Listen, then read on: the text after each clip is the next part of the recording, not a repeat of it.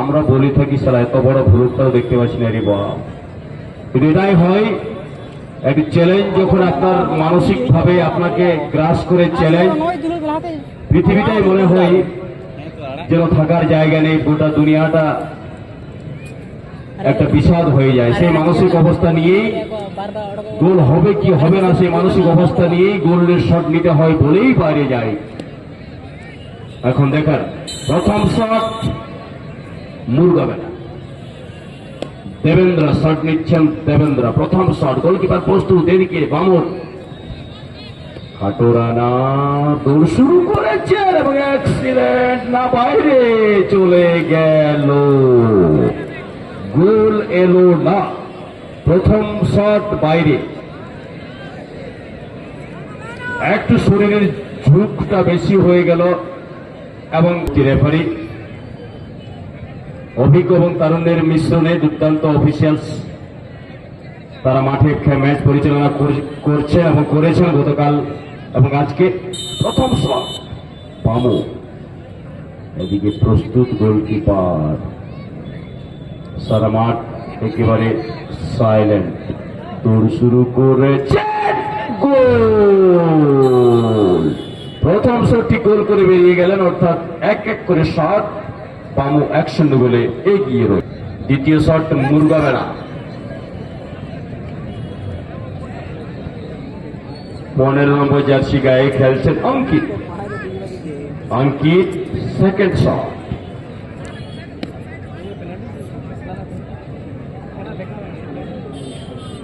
লম্বা রানা অনেকটা পিছনে এসেছেন পেনাল্টি স্পট থেকে, এদিকে প্রস্তুত গোলরক্ষক অসীম।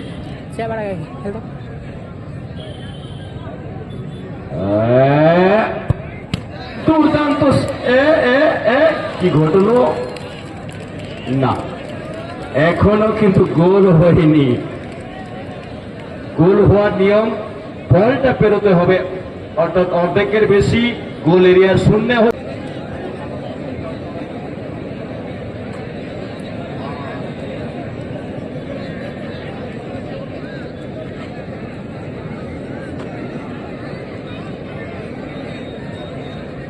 এরপর বামু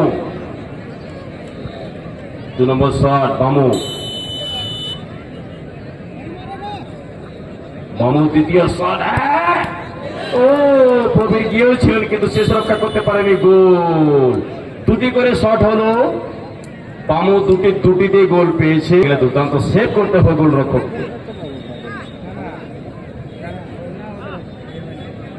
গোলকিপারের কাঁধে গুরু দায়িত্ব, তার উপরেই রয়েছে ম্যাচের ভবিষ্যৎ। মুরগাবেড়ার বিকাশ, সঞ্জয় মার্ডি শট নিচ্ছেন, সঞ্জয় মাফ করবেন, বিকাশ শট নিচ্ছেন, সঞ্জয় গোলরক্ষক।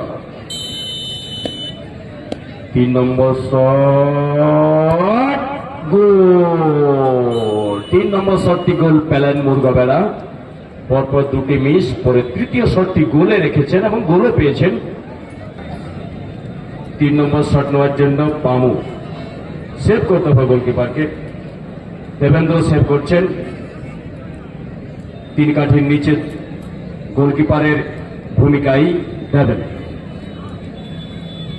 অনেকটা পিছনে এসেছেন যিনি শট করছেন, বল বসিয়ে নিয়েছেন, লম্বা রান আপ করবেন, এদিকে গোলকিপার দেবেন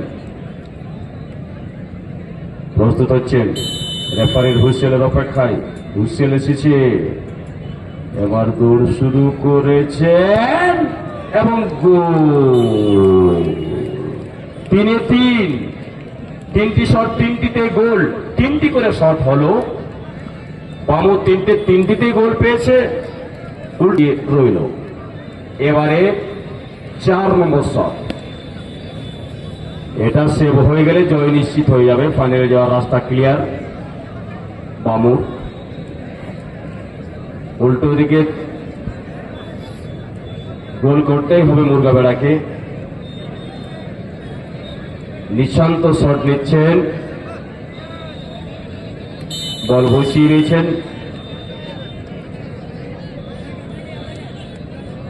লম্বা রান আপ প্লেন্টি স্পোর্ট থেকে অনেকটা পিছনে দৌড় শুরু করেছেন, বাপায় সহজরে সাপাটে শট এবং গোল। 4 নম্বর শটটি গোল পেলেন, কিন্তু বামু ফাইনালে চলে যাবে।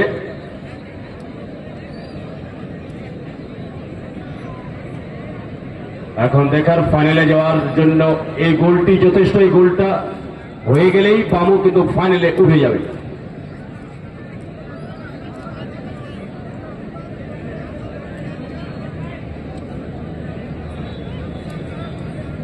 পিছনে এসেছেন দৌড় শুরু করার জন্য,